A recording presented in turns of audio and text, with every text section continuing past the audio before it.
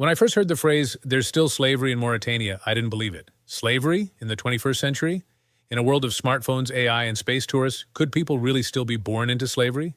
The shocking truth is, yes, right now. In Mauritania, on the edge of the Sahara, in a country where time seems frozen, Mauritania has abolished slavery 4 times. The French tried it first, then again in 1960 after independence, then in 1981, officially, and once more in 2007, when they made it a criminal offense. But here's the darkest part. It still exists, just quieter, hidden in the shadows. In Mauritania, slavery isn't chains or whips. It's a system, passed down through generations. If your mother is a slave, you are a slave. No right to leave, no right to learn, no papers, no name. You belong to another human being from the moment you take your first breath.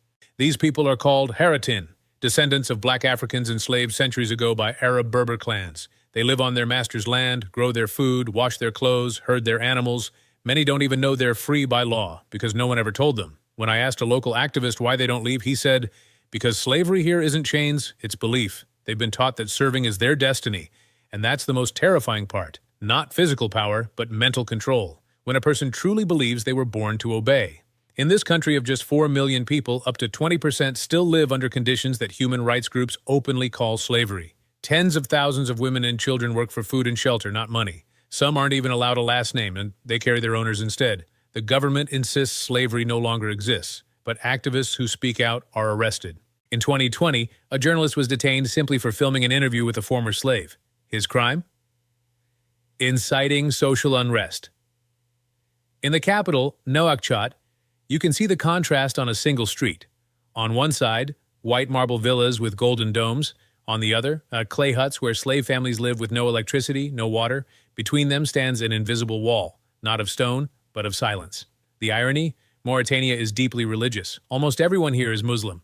Yet the same Quran they quote says, "No human is superior to another except by righteousness."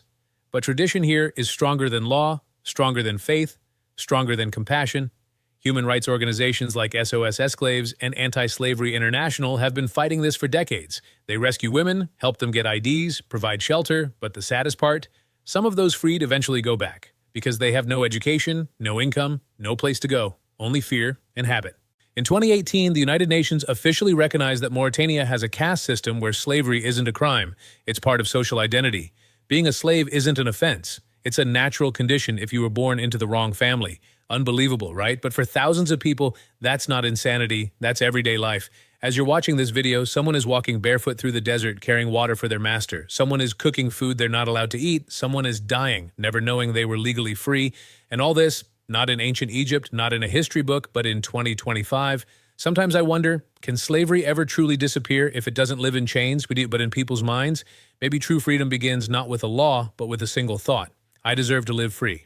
Mauritania isn't just a dot on the African map, it's a mirror, a reflection of how easily humanity forgets the freedom of others. Because as long as slavery still exists anywhere, the world isn't truly free. Tell me in the comments, do you believe humanity will ever end slavery completely? Or have we just learned to hide it under new names?